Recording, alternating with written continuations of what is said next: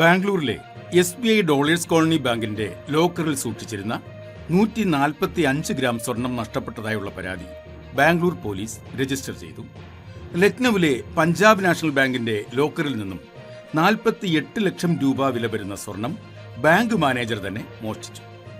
Punjab national ബാങ്കിന്റെ തന്നെ മറ്റൊരു ബ്രാഞ്ചിൽ നിന്നും 85 ലക്ഷം രൂപ വിലമതിക്കുന്ന സ്വർണം ബാങ്ക് മാനേജരും മറ്റ് 2 ജീവനക്കാരും ചേർന്ന് മോഷ്ടിച്ചു. SBIയുടെ ഓപ്പറ ഹൗസ് ഡയമണ്ട് ലോക്കർ കുത്തി തുറന്ന് കോടിക്കണക്കിന് രൂപയുടെ വജ്രാഭരണങ്ങൾ മോഷ്ടിച്ചു. ഡ്യൂപ്ലിക്കേറ്റ് ലോക്കർ കീ ഉപയോഗിച്ച് മുലുന്ദ് ബാങ്കിന്റെ ഒരു ജീവനക്കാരൻ ലക്ഷങ്ങൾ വിലമതിക്കുന്ന സ്വർണ്ണാഭരണങ്ങൾ മോഷ്ടിച്ചു. ഈ രീതിയിൽ നൂറുകണക്കിന് ലോക്കർ തെഫ്റ്റ് വാർത്തകൾ നമ്മുടെ നാട്ടിൽ നാം കേൾക്കാറുണ്ട്. ഈ കോടിക്കണക്കിന് രൂപയുടെ ഗോൾഡും ഡയമണ്ടും ഒക്കെ നഷ്ടപ്പെട്ടിട്ടുള്ളവർക്ക് ആ നഷ്ടത്തിന് തുല്യമായ നഷ്ടപരിഹാരം എവിടെ നിന്നെങ്കിലും ലഭിച്ചു കാണുമോ? പരമാവധി 5 ലക്ഷം രൂപ മാത്രമാണ് അവർക്ക് നഷ്ടപരിഹാരമായി ലഭിച്ചിട്ടുണ്ടാവുക എന്നറിയുമ്പോഴാണ് ബാങ്ക് ലോക്കറിൽ സ്വർണം സൂക്ഷിക്കുന്നതിന്റെ ഇൻസെക്യൂരിറ്റി നമുക്ക് ബോധ്യമാകുന്നത്. വീട്ടിൽ സൂക്ഷിക്കാമെന്ന് വെച്ചാൽ ഇൻകം ടാക്സ് ഡിപ്പാർട്ട്മെന്റിന്റെ റെയ്ഡിനെയും പേടിക്കേണ്ടി വരും. നമസ്കാരം. സ്വർണം എന്ന മഞ്ഞ ലോഹത്തോട് നാം മലയാളികൾക്ക് വല്ലാത്തൊരിഷ്ടമാണ്. അതൊരു ഇൻവെസ്റ്റ്മെന്റ് എന്നതിനേക്കാൾ ഉപരിയായി സ്വർണത്തോട് നമുക്കുള്ള ഒരു ആഭിമുഖ്യം പരമ്പരാഗതമായി നമുക്ക് ലഭിച്ച ഒരു ഇമോഷണൽ അറ്റാച്ച്മെന്റ് ആയിട്ടാണ് കണക്കാക്കുന്നത്. വിവാഹ സമ്മാനമായി, അല്ലെങ്കിൽ വിവാഹ വാർഷിക സമ്മാനമായി, അല്ലെങ്കിൽ ആരാധനാലയങ്ങളിലെ നേർച്ച സ്വർണമായി ഒക്കെ സ്വർണത്തിന്റെ വിലമതിക്കാനാകാത്ത ശേഖരം വ്യക്തികളുടെയും സ്ഥാപനങ്ങളുടെയും ഒക്കെ കസ്റ്റഡിയിലുണ്ട്. അങ്ങനെ മലയാളിയുടെ മനസ്സ് കീഴടക്കിയ മഞ്ഞ ലോഹത്തെക്കുറിച്ചാണ് ഈ വീഡിയോ. 2 കാര്യങ്ങളാണ് നമ്മൾ ഈ വീഡിയോയിൽ ചർച്ച ചെയ്യുന്നത്. ഒന്ന്, നമ്മുടെ ലോക്കറുകളിൽ ഇരിക്കുന്ന സ്വർണം എത്രത്തോളം സുരക്ഷിതമാണ്? അത് അവിടെ നിന്നും നഷ്ടപ്പെട്ടാൽ നമുക്ക് എന്തെങ്കിലും നഷ്ടപരിഹാരം ലഭിക്കുമോ? 2, എത്ര അളവ് സ്വർണം വരെ വീടുകളിൽ നമുക്ക് സൂക്ഷിക്കാൻ കഴിയും? ഏത് ലിമിറ്റ് കഴിയുമ്പോഴാണ് ഇൻകം ടാക്സ് ഡിപ്പാർട്ട്മെന്റ് നമ്മുടെ സ്വർണം പിടിച്ചെടുക്കുന്നത്? ഈ 2 കാര്യങ്ങളും നമുക്ക് വിശദമായി ചർച്ച ചെയ്യാം. വർക്കിംഗ് ക്ലാസിന്റെ ഒരു പുതിയ വീഡിയോയിലേക്ക് ഏവർക്കും ഹൃദ്യമായ സ്വാഗതം.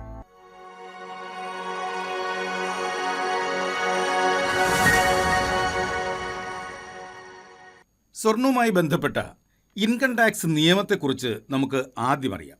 പൊതുവെയുള്ള ഒരു നെറേറ്റീവ് നമുക്ക് നോക്കാം. അതിങ്ങനെയാണ്: 500 ഗ്രാമിന് മുകളിൽ സ്വർണം വീട്ടിൽ സൂക്ഷിച്ചാൽ, അതായത് 1/2 കിലോയിലധികം സ്വർണം വീട്ടിൽ സൂക്ഷിച്ചാൽ ഇൻകം ടാക്സിന് റെയ്ഡ് നടത്തി അത് പിടിച്ചെടുക്കാൻ കഴിയും എന്നുള്ളതാണത്. ഈ പറയുന്നതിൽ എത്ര വാസ്തവമുണ്ടെന്ന് നമുക്ക് നോക്കാം. വീട്ടിൽ എത്ര സ്വർണം വരെ സൂക്ഷിക്കാമെന്ന കൺഫ്യൂഷൻ ഈ വീഡിയോ കാണുന്നതോടെ നിങ്ങൾക്ക് മാറിക്കിട്ടും എന്ന് കരുതുകയാണ്. ആദ്യമേ പറയട്ടെ, ഇൻകം ടാക്സ് നിയമങ്ങളിൽ ഒന്നും തന്നെ വീട്ടിൽ വയ്ക്കാവുന്ന സ്വർണത്തിന് ഒരു മാക്സിമം ലിമിറ്റ് പറഞ്ഞിട്ടില്ല. നിയമപരമായി ലഭിച്ചതും വരുമാനത്തിനനുസരിച്ചുമാണെങ്കിൽ എത്ര സ്വർണം വേണമെങ്കിലും നിങ്ങൾക്ക് വീട്ടിൽ സൂക്ഷിക്കാം. എന്നാൽ ഇൻകം ടാക്സ് ഡിപ്പാർട്ട്മെന്റിന് സീസ് ചെയ്യാൻ കഴിയാത്ത സ്വർണത്തിന് ഒരു സേഫ് ലിമിറ്റ് പറഞ്ഞിട്ടുണ്ട്. ആ ലിമിറ്റിനകത്തുള്ള സ്വർണമാണ് നിങ്ങൾ സൂക്ഷിക്കുന്നതെങ്കിൽ ആ സ്വർണത്തിന് യാതൊരു കാരണവശാലും രേഖകളില്ലാത്ത സ്വർണം എന്ന കാരണം പറഞ്ഞ് CBDTക്ക് പിടിച്ചെടുക്കാൻ കഴിയില്ല. ഒരു പുരുഷൻ, അയാൾ വിവാഹിതനോ അവിവാഹിതനോ ആകട്ടെ, അയാളുടെ എന്ന് പറഞ്ഞ് വീട്ടിൽ സൂക്ഷിക്കാവുന്ന സ്വർണത്തിൻ്റെ മാക്സിമം ലിമിറ്റ് 100 ഗ്രാം ആണ്. അപ്പോൾ വിവാഹിതനായാലും അവിവാഹിതനായാലും ഒരു പുരുഷൻ്റെ പേരിൽ ഒരു വീട്ടിൽ സൂക്ഷിക്കാവുന്ന സ്വർണത്തിൻ്റെ അളവ് 100 ഗ്രാം ആണ്. 2 പുരുഷന്മാരുണ്ടെങ്കിൽ 200 ഗ്രാം സൂക്ഷിക്കാം. ഇനി ഒരു സ്ത്രീയുടെ കാര്യത്തിൽ കുറച്ച് വ്യത്യാസമുണ്ട്. വിവാഹിതയായ ഒരു സ്ത്രീയാണെങ്കിൽ 1/2 കിലോ സ്വർണം വരെ അവരുടേതായി ആ വീട്ടിൽ സൂക്ഷിക്കാം. ഒരു വീട്ടിൽ ഒരു അമ്മായിയമ്മയും മരുമകളുമുണ്ട്. 2 പേരും വിവാഹിതരായതുകൊണ്ട് തന്നെ 2 പേരുടെയും പേരിലുള്ള സ്വർണമായി 500 ഗ്രാം വീതം, 1/2 കിലോ വീതം 1 കിലോ സ്വർണം അവിടെ സൂക്ഷിക്കാൻ കഴിയും. അപ്പോൾ വിവാഹിതയാണെങ്കിൽ മാക്സിമം 500 ഗ്രാം സ്വർണം വരെ സൂക്ഷിക്കാം. അവിവാഹിതയായ ഒരു സ്ത്രീക്ക് മാക്സിമം 250 ഗ്രാം സ്വർണം വരെ അവരുടേതെന്ന് പറഞ്ഞ് ആ വീട്ടിൽ സൂക്ഷിക്കാൻ കഴിയും. അതായത് 1/4 കിലോ സ്വർണം. ഇതിനൊരു ക്ലാരിഫിക്കേഷൻ ആവശ്യമാണ്. ഈ പറഞ്ഞതൊന്നും തന്നെ അവരുടെ മാക്സിമം ഓണർഷിപ്പ് ലിമിറ്റ് അല്ല കേട്ടോ.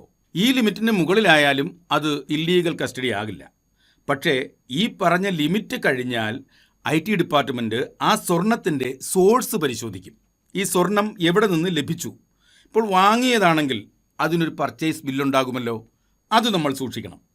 ഇനി പരമ്പരാഗത സ്വർണമാണെങ്കിൽ നമ്മുടെ അപ്പനപ്പൂപ്പന്മാർ തൊട്ട് കൈമാറി വരുന്ന സ്വർണമോ വജ്രമോ ഒക്കെ ആണെങ്കിൽ അതിനൊരു ഇൻഹെറിറ്റൻസിൻ്റെ അല്ലെങ്കിൽ പാരമ്പര്യ സ്വത്തിൻ്റെ ഒരു രേഖ കാണിക്കണം. അതൊരു ഒസ്യത്താകാം, അല്ലെങ്കിൽ ഒരു ലീഗൽ ഹയർഷിപ്പ് സർട്ടിഫിക്കറ്റ് ആകാം. അപ്പോൾ ഇതൊന്നും ഇല്ല എങ്കിൽ ഇതെല്ലാം കരുതി വച്ചിരിക്കണമെന്നാണ് ഞാനിവിടെ പറയാൻ ഉദ്ദേശിക്കുന്നത്. പരമ്പരാഗത സ്വത്തുക്കൾ വിഭജിക്കുമ്പോൾ ആ വിഭജിച്ചതിൻ്റെ ഒരു രേഖ നമ്മുടെ കൈവശം ഉണ്ടാകണം. അല്ലെങ്കിൽ ഒരാൾ എഴുതി വെച്ച ഒരു വിൽ ഉണ്ടാകും, ആ വിൽപത്രം നമ്മുടെ കയ്യിൽ ഉണ്ടാകണം. ഇപ്പോൾ ഗിഫ്റ്റായി നൽകുന്നതിന് ഒരു ഗിഫ്റ്റ് ഡീഡ് ഉണ്ടാകണമെന്നാണ് ഇൻകം ടാക്സ് ഡിപ്പാർട്ട്മെൻറ്റ് പറയുന്നത്. അപ്പോഴാണ് നമ്മുടെ എല്ലാം മനസ്സിൽ ഉയരുന്ന ഒരു ചോദ്യം, ആരെങ്കിലും ഒരാൾ നമ്മുടെ വിവാഹത്തിന് ഒരു അരപ്പവൻ സ്വർണം സമ്മാനമായി നൽകി. അങ്ങനെ നൽകുമ്പോൾ ആ സ്വർണത്തിൻ്റെ രേഖ കൂടി ആരെങ്കിലും നൽകാറുണ്ടോ? അല്ലെങ്കിൽ ആരെങ്കിലും സ്വർണം തരുമ്പോൾ ആ സ്വർണം തരുന്ന ചേട്ടനോട്, ചേട്ടൻ ഈ സ്വർണം തന്നെങ്കിൽ ഇതിൻ്റെ ഒരു പർച്ചേസ് ബില്ല് കൂടി എനിക്ക് തരണമേ എന്ന് നമ്മൾ ആരും ചോദിക്കാറില്ല. ഇന്ത്യയിൽ ഈ രീതിയിൽ ചില കസ്റ്റംസ് ആൻഡ് ട്രഡീഷൻസ് നിലവിലുണ്ടെന്ന് ഇൻകം ടാക്സ് ഉദ്യോഗസ്ഥർക്കും അറിയാം. അതുകൊണ്ട് തന്നെ അത്തരത്തിലുള്ള ഇളവുകൾ അവർ നൽകാറുമുണ്ട്. ഇതെനിക്ക് വിവാഹത്തിന് ലഭിച്ച സമ്മാനമാണ് എന്ന് നമ്മൾ പറഞ്ഞു കഴിഞ്ഞാൽ സാധാരണഗതിയിൽ ഇൻകം ടാക്സ് ഡിപ്പാർട്ട്മെൻറ്റ് അത് അംഗീകരിച്ച് കൊടുക്കുകയാണ് പതിവ്. ഈ പറഞ്ഞ ലിമിറ്റിലും വളരെ വലിയ അളവിൽ സ്വർണം നമ്മൾ വീട്ടിൽ സൂക്ഷിക്കുകയാണെങ്കിൽ അതിൻ്റെ സോഴ്സ് നമ്മൾ എക്സ്പ്ലെയിൻ ചെയ്യേണ്ടി വരും. നമ്മുടെ ഫാമിലി ബാക്ക്ഗ്രൗണ്ട് കൂടി അവർ അന്വേഷിക്കും. അതും കൂടി ഈ സ്വർണത്തിൻ്റെ അളവുമായി മാച്ച് ചെയ്യപ്പെടണം. ഇത്രയും വലിയ അളവിൽ സ്വർണം സൂക്ഷിച്ച് വെക്കാനുള്ള ഒരു ഫാമിലി ബാക്ക്ഗ്രൗണ്ട് നമുക്കുണ്ടോ എന്നുകൂടി അവർ അന്വേഷിക്കും. അതായത് നമ്മുടെ ഫാമിലി ബാക്ക്ഗ്രൗണ്ടും ഈ ഇരിക്കുന്ന സ്വർണത്തിൻ്റെ അളവും തമ്മിൽ ലോജിക്കലി ഒന്ന് മാച്ച് ആവണം. അല്ലാത്ത പക്ഷം അൺഎക്സ്പ്ലെയിൻഡ് അസറ്റ്സ് എന്ന കൂട്ടത്തിൽപ്പെടുത്തി ഈ സ്വർണത്തെ ഇൻകം ടാക്സിന് സീസ് ചെയ്തുകൊണ്ട് പോകാൻ കഴിയും. അതുകൊണ്ട് പ്രായോഗികമായി നമുക്ക് ചെയ്യാൻ കഴിയുന്ന ഇത്രയൊക്കെയാണ്. വാങ്ങിയ സ്വർണത്തിൻ്റെ പർച്ചേസ് ബില്ല് സൂക്ഷിക്കുക, ഇൻഹെറിറ്റൻസിൻ്റെ പ്രൂഫ് സേഫായി വയ്ക്കുക, വലിയ ക്യാഷ് പർച്ചേസുകൾ ഒഴിവാക്കുക, ITR-ൽ നമ്മൾ ഇൻകം പ്രോപ്പറായിട്ട് കാണിച്ചിരിക്കുക. അപ്പോഴാണ് ഇത്തരം രേഖകളൊന്നും നമ്മുടെ കയ്യിലില്ല, പക്ഷേ കുറേ സ്വർണം വീട്ടിലിരിപ്പുണ്ട് താനും, എങ്കിൽ പിന്നെ ഇതിനെ ലോക്കറിൽ കൊണ്ടുവയ്ക്കാം എന്ന് വിചാരിക്കുന്നത്. അപ്പോൾ നമുക്ക് ഈ സ്വർണം സേഫായി നമ്മുടെ ലോക്കറിൽ വെച്ചേക്കാം, ഏതെങ്കിലും ഒരു ബാങ്കിൻ്റെ ലോക്കറിൽ വെച്ചേക്കാം എന്ന് വെച്ച് നമ്മൾ ഈ ലക്ഷക്കണക്കിന്, ഇപ്പോൾ ലക്ഷക്കണക്കിനൊന്നുമല്ല അതിലും അധികം കോടിക്കണക്കിന് രൂപയുടെ സ്വർണ്ണമാണ് ഓരോരുത്തരും വാങ്ങി സൂക്ഷിക്കുന്നത്. കാരണം സ്വർണത്തിൽ ഒരു വലിയ നിക്ഷേപ സാധ്യത ആൾക്കാർ കണ്ടിരിക്കുകയാണ്. അപ്പോൾ ഈ സ്വർണം നമ്മുടെ ലോക്കറിൽ കൊണ്ടുവച്ചാൽ അവിടെ എന്തെല്ലാം സംഭവിക്കാം, അതുമായി ബന്ധപ്പെട്ട് നമുക്ക് എത്രത്തോളം സുരക്ഷിതമാണ് നമ്മുടെ സ്വർണം എന്നതാണ് ഇനി നമ്മൾ പരിശോധിക്കാൻ പോകുന്നത്. നമ്മൾ ആദ്യം മനസ്സിലാക്കേണ്ട ഒരു കാര്യം, ഈ ലോക്കറോ ലോക്കറിലുള്ള വാല്യുബിൾസോ ഒന്നും ബാങ്കിംഗ് സ്ഥാപനങ്ങൾ ഇൻഷുർ ചെയ്യാറില്ല എന്നുള്ളതാണ്. റിസർവ് ബാങ്കിൻ്റെ മാർഗനിർദ്ദേശങ്ങൾ അനുസരിച്ചാണ് അവിടെ സ്വർണം സൂക്ഷിക്കപ്പെടുന്നത്. ആ ഗൈഡ് ലൈൻസിൽ എങ്ങും തന്നെ സ്വർണത്തിനെയോ അല്ലെങ്കിൽ അതിലുള്ള വാല്യുബിൾസിനെയോ ഇൻഷുർ ചെയ്യണമെന്ന് പറഞ്ഞിട്ടില്ല. ഇനി ഈ ലോക്കറിലുള്ള സ്വർണം, ഡോക്യുമെൻറ്റ്സ്, ഡയമണ്ട്സ് ഒക്കെ നഷ്ടപ്പെടുന്നെങ്കിൽ ഏതെല്ലാം മാർഗങ്ങളിലൂടെ ആവാം അവ നഷ്ടപ്പെടുന്നത് എന്ന് നമുക്ക് നോക്കാം. ഒന്നാമത് മോഷണം തന്നെയാണ്.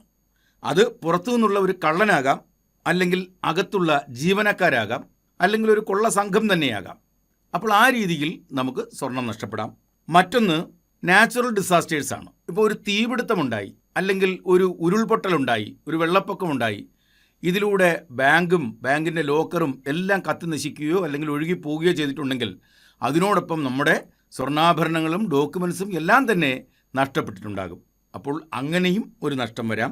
മറ്റൊന്ന് ബാങ്ക് ജീവനക്കാരുടെ അനാസ്ഥ കാരണം നഷ്ടപ്പെടാം. അതെങ്ങനെയാണ്? ഒരു തെറ്റായ വ്യക്തിക്ക് നിങ്ങളുടെ ലോക്കറിൻ്റെ ആക്സസ് നൽകുകയാണ്. അപ്പോൾ വേറൊരു വ്യക്തി വന്ന് അദ്ദേഹത്തിൻ്റെ സ്വർണം എടുക്കാൻ വരുമ്പോൾ നിങ്ങളുടെ കീ ഉപയോഗിച്ച് നിങ്ങളുടെ ലോക്കർ തുറക്കുകയാണ്. അങ്ങനെയൊക്കെ വന്നു കഴിഞ്ഞാൽ ബാങ്കിൻ്റെ അനാസ്ഥയാണ്. ഇങ്ങനെ ബാങ്കിൻ്റെ അനാസ്ഥ മൂലവും വേണമെങ്കിൽ നമുക്ക് നമ്മുടെ വാല്യുബിൾസ് ലോക്കറിൽ നിന്നും നഷ്ടപ്പെടാൻ സാധിക്കും. ഇങ്ങനെ പല രീതികളിലൂടെ നമ്മുടെ വാല്യുബിൾസ് നമുക്ക് ലോക്കറിൽ നിന്നും നഷ്ടപ്പെടാം. ഇതിൽ ബാങ്കിൻ്റെ അനാസ്ഥ കൊണ്ട് നഷ്ടപ്പെടുന്ന സാധനങ്ങൾക്ക് മാത്രം ബാങ്കുകൾ നഷ്ടപരിഹാരം നൽകും. പക്ഷേ അതിനും ചില കണ്ടീഷൻസ് ഉണ്ട്. അതെന്തൊക്കെയാണെന്ന് വഴിയെ പറയാം. മറ്റു കാരണങ്ങൾ, ഇപ്പോൾ ഫയർ ആയാലും ഫ്ലഡ് ആയാലും അല്ലെങ്കിൽ തെഫ്റ്റ് ആയാലും ആ രീതിയിൽ നഷ്ടപ്പെടുന്ന സ്വർണത്തിന് അല്ലെങ്കിൽ വാല്യുബിൾസിന് നഷ്ടപരിഹാരം നൽകാൻ RBIയുടെ ഒരു മാർഗനിർദ്ദേശമുണ്ട്. അതിങ്ങനെയാണ്: ലോക്കറിൻ്റെ ആനുവൽ റെൻറ്റ് എത്രയാണോ അതിൻ്റെ 100 ഇരട്ടി വരെ കോമ്പൻസേഷൻ നൽകണം. ഇപ്പോൾ ഒരാൾ 1 കോടി രൂപയുടെ, ഉദാഹരണമാണ്, 1 കോടി രൂപയുടെ സ്വർണം ഒരു ബാങ്കിൻ്റെ ലോക്കറിൽ കൊണ്ടുവച്ചിരിക്കുകയാണ്. ബാങ്കിന് അറിയില്ല അതിലെന്താണുള്ളതെന്ന്. ഇദ്ദേഹം വർഷം തോറും 2000 രൂപയാണ് ലോക്കറിൻ്റെ റെൻ്റായി അടച്ചുകൊണ്ടിരിക്കുന്നത്. ഈ 1 കോടി രൂപയുടെ സ്വർണം ഇയാൾക്ക് നഷ്ടപ്പെട്ടാൽ ഇയാൾക്ക് ലഭിക്കാൻ പോകുന്നത് ഈ വാർഷിക റെൻ്റായ 2000 രൂപയുടെ 100 മടങ്ങ്, അതായത് 2 ലക്ഷം രൂപയായിരിക്കും ഇദ്ദേഹത്തിന് നഷ്ടപരിഹാരമായിട്ട് ലഭിക്കുക. ഇദ്ദേഹം ഒരു 5000 രൂപയായിരുന്നു വാർഷിക റെൻ്റായി നൽകിയിരുന്നെങ്കിൽ എത്ര കിട്ടും? 5 ലക്ഷം രൂപ കിട്ടും. നോക്കുക, കോടിക്കണക്കിന് രൂപയുടെ സ്വർണ്ണാഭരണങ്ങൾ അല്ലെങ്കിൽ വാല്യുബിൾസ് നഷ്ടപ്പെടുമ്പോഴാണ് ഈ തുച്ഛമായ തുക നഷ്ടപരിഹാരമായി ബാങ്ക് നൽകുന്നത്. ഈ നിയമങ്ങളെല്ലാം എഴുതിയ ഒരു ലോക്കർ എഗ്രിമെൻ്റ് നമ്മൾ സൈൻ ചെയ്ത് കൊടുത്തിട്ടുണ്ടാകും. അപ്പോൾ ആ എഗ്രിമെൻ്റ് പ്രകാരം നമുക്ക് ഈ തുകയെ നഷ്ടപരിഹാരമായി ലഭിക്കാനുള്ള അർഹതയുള്ളൂ. ബാങ്കിൻ്റെ അനാസ്ഥ മൂലമാണ് നഷ്ടപ്പെടുന്നതെങ്കിൽ നമുക്ക് നഷ്ടപരിഹാരം ബാങ്ക് തരുമെന്ന് പറഞ്ഞു. പക്ഷേ അതിനും ചില കണ്ടീഷൻസ് ഉണ്ട്, ചില തെളിവുകൾ നൽകണം. ഒന്ന്, ജുവലറി വാങ്ങിയതിൻ്റെ ബിൽസ്, മറ്റൊന്ന് ഈ ജുവലറിയുടെ ഫോട്ടോസ്, വെയ്റ്റിൻ്റെ ഡീറ്റെയിൽസ്, അതുപോലെ തന്നെ എന്തെങ്കിലും വാല്യുവേഷൻ സർട്ടിഫിക്കറ്റ് ഉണ്ടെങ്കിൽ അത്, ഇതൊക്കെ നമ്മൾ തെളിവായി നൽകിയാൽ ബാങ്ക് ആ തുകയ്ക്ക് നഷ്ടപരിഹാരം നൽകും. എന്നാൽ ഫയർ, ഫ്ലഡ് അല്ലെങ്കിൽ നേരത്തെ പറഞ്ഞ തെഫ്റ്റ് എന്നിങ്ങനെ നഷ്ടപ്പെട്ടാൽ ഈ തെളിവുകൾ കാണിച്ചാലും രക്ഷയില്ല. അതുകൊണ്ട് ഏറ്റവും നല്ല മാർഗം ലോക്കറിൽ സൂക്ഷിച്ചിരിക്കുന്ന വാല്യുബിൾസ് ഇൻഷുർ ചെയ്യുക എന്നതാണ്. അപ്പോൾ നഷ്ടപ്പെട്ടവയ്ക്ക് പകരം ഇൻഷുറൻസ് കമ്പനി ആ തുക നമുക്ക് നൽകും. ഇപ്പോൾ ജുവലറി ഇൻഷുറൻസ് സൗകര്യമുള്ള പല ഇൻഷുറൻസ് കമ്പനികളുമുണ്ട്. അവരുമായി ബന്ധപ്പെട്ടാൽ ജുവലറി നമുക്ക് ഇൻഷുർ ചെയ്തതിന് ശേഷം ലോക്കറിൽ സൂക്ഷിക്കാൻ കഴിയും. ഇനി ഡോക്യുമെൻറ്റ്സ് ആണെങ്കിൽ, ഇപ്പോൾ പ്രമാണങ്ങളൊക്കെ അല്ലെങ്കിൽ ആധാരമൊക്കെ ആണെന്നുണ്ടെങ്കിൽ ഇത് സ്കാൻ ചെയ്ത് ഒരു ഡിജിറ്റൽ ബാക്കപ്പ് നമ്മൾ സൂക്ഷിച്ചിരിക്കണം. അപ്പോൾ ആ ഒരു ഡിജിറ്റൽ ബാക്കപ്പ് ഉള്ളതുകൊണ്ട് തന്നെ ഇത് നഷ്ടപ്പെട്ടാലും നമുക്ക് അത്രയും വലിയ പ്രശ്നമില്ല. ഒറിജിനൽ നഷ്ടപ്പെട്ടു പോയാലും നമുക്ക് ഡ്യൂപ്ലിക്കേറ്റ് എടുക്കാനുള്ള സൗകര്യമുണ്ട്. അത് വേണമെങ്കിൽ നമുക്കൊരു ഡിജിറ്റൽ ബാക്കപ്പ് ഉണ്ടായിരിക്കണം. അതുപോലെ തന്നെ എല്ലാവരും ചെയ്യുന്നൊരു കാര്യമാണ്, ഈ ഉള്ള സ്വർണ്ണം എല്ലാം കൂടി ഒരു ലോക്കറിൽ കൊണ്ടുവയ്ക്കും. എന്നാൽ ഇത് ഒരു ലോക്കറിൽ വെക്കാതെ പല ലോക്കറുകളിലായി വയ്ക്കുക, പല ബാങ്കുകളിലായി വയ്ക്കുക. പല ലോക്കർ, ഒരു ബാങ്കിലുള്ള പല ലോക്കറല്ല, പല ബാങ്കുകളിലുള്ള പല ലോക്കറുകളിലായി വയ്ക്കുക. അങ്ങനെ വെച്ച് കഴിഞ്ഞാൽ ഏതെങ്കിലും ഒരു ബാങ്കിന് എന്തെങ്കിലും സംഭവിച്ചാലും അതിൻ്റെ നഷ്ടപരിഹാരം ഉടനെ നമുക്ക് ലഭിക്കും. ഈ ആനുവൽ റെൻറ്റിൻ്റെ 100 ഇരട്ടി.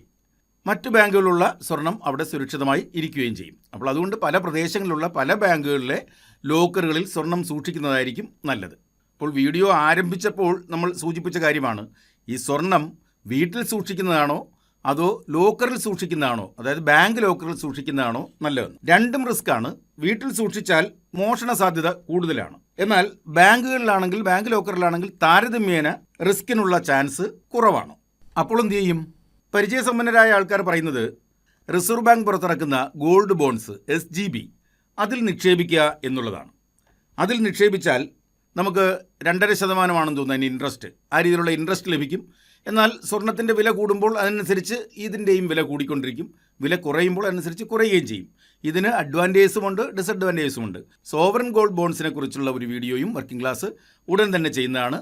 അതിൽ ഇത്തരം കാര്യങ്ങളെക്കുറിച്ച് നമുക്ക് വിശദമായി സംസാരിക്കാം. സ്വർണം സൂക്ഷിക്കുന്നതിനെക്കുറിച്ചുള്ള ഇൻകം ടാക്സ് നിയമങ്ങളെക്കുറിച്ചും അതുപോലെ തന്നെ ലോക്കറിൽ സ്വർണം സൂക്ഷിച്ചാലുള്ള റിസ്കുകളെക്കുറിച്ചും വളരെ വ്യക്തമായി തന്നെ നമ്മൾ ഈ വീഡിയോയിൽ സൂചിപ്പിച്ചു കഴിഞ്ഞു എന്നാണ് എൻ്റെ വിശ്വാസം. ഇപ്പോൾ ഈ വീഡിയോ ഇവിടെ അവസാനിക്കുകയാണ്. വീഡിയോ ഇഷ്ടമായെങ്കിൽ ഒന്ന് ലൈക്ക് ചെയ്യുക. പരമാവധി ആൾക്കാർക്ക് ഈ അറിവുകൾ ലഭിക്കട്ടെ. ഒന്ന് ഷെയർ ചെയ്യുക. ചാനലിനെ ഇതുവരെയും സബ്സ്ക്രൈബ് ചെയ്തിട്ടില്ലെങ്കിൽ ഒന്ന് സബ്സ്ക്രൈബ് ചെയ്തേക്കുക. താങ്ക്